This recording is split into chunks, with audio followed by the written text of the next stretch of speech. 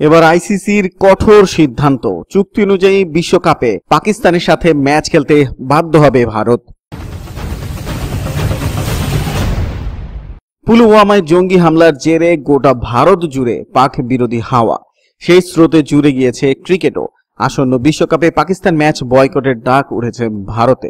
BCCI কেন্দ্রের কোর্টে বল ঠেলে দিয়েছে। এই পরিস্থিতিতে বিশ্বকাপে ভারত পাকিস্তান ম্যাচের ভবিষ্যৎ কি? চুক্তি অনুযায়ী বিশ্বকাপে পাকিস্তানের বিরুদ্ধে খেলতেই হবে ভারতকে, পরিষ্কার জানিয়ে দিল আইসিসি। 2015 থেকে 2023 সালের মধ্যে ভারত পাকিস্তান দুই দেশের ক্রিকেট বোর্ডের মধ্যে চুক্তি অনুযায়ী 6টি দ্বিপাক্ষিক সিরিজ খেলার কথা ছিল, কিন্তু কেন্দ্র সরকারের নিষেধাজ্ঞার কারণে সেই সিরিজে খেলেনি ভারত। কিন্তু আইসিসি অনুমোদিত টুর্নামেন্টে কিংবা এশিয়া কাপে ভারত পাকিস্তান মুখোমুখি হয়েছে, কিন্তু দ্বিপাক্ষিক সিরিজ না খেলায় আইসিসিতে মামলা করে হারতে হয়েছে পাকিস্তানকে। আইসিসির নির্দেশ মেনে সোমবারই ভারতীয় ক্রিকেট বোর্ডকে প্রায় 12 কোটি টাকা ক্ষতিপূরণ দিয়েছে পাকিস্তান ক্রিকেট বোর্ড।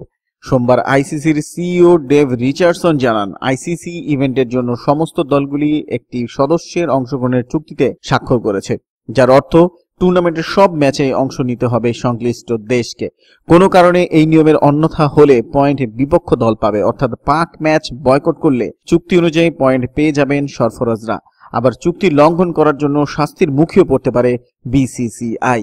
রিচার্ডসন আরও বলেছেন, আইসিসির নীতি স্পষ্ট, খেলার সঙ্গে রাজনীতিকে মেশানো যাবে না। প্রসঙ্গত, বিশ্বকাপে 16 জুন ম্যানচেস্টারে মুখোমুখি হবে ভারত পাকিস্তান।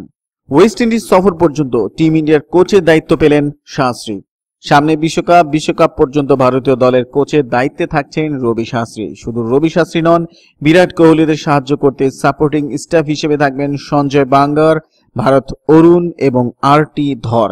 শুধু বিশ্বকাপ পর্যন্তই নয়, রবি শাস্ত্রীদের মেয়াদ বাড়ানো হবে আরও কিছুদিন।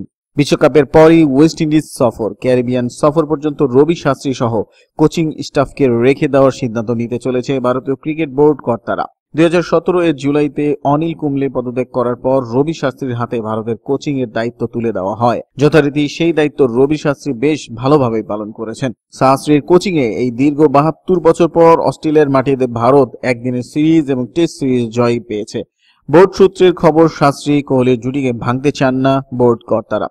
পরবর্তী টি-20 বিশ্বকাপ পর্যন্ত শাস্ত্রীকে রেখে দেওয়ার সিদ্ধান্ত নিতে চলেছেন বোর্ড কর্তারা। শুধু শাস্ত্রী নন, অধিনায়ক হিসেবে ভারতের দায়িত্ব পালন করবেন বিরাট কোহলি। সত্যি কথা বলতে কি, সম্প্রতি ভারতের দুরন্ত পারফরমেন্সের পেছনে বড় অবদান শাস্ত্রীর, পাশাপাশি অধিনায়ক হিসেবে সফল বিরাট কোহলি। তাই রবি শাস্ত্রী কোহলি জুটিকে আরো 2 বছর দায়িত্বে রেখে দিতে চান ভারতীয় বোর্ড কর্তারা। বন্ধুরা, ভিডিওটি কেমন লাগলো তা কমেন্টস করে জানান। আমাদের ভিডিওটি ভালো লাগলে একটি লাইক দিন, বন্ধুদের সাথে শেয়ার করুন। এসটিভি ক্রিকেট ইউটিউব চ্যানেলটিকে সাবস্ক্রাইব করতে মোটেও ভুলবেন না। ধন্যবাদ।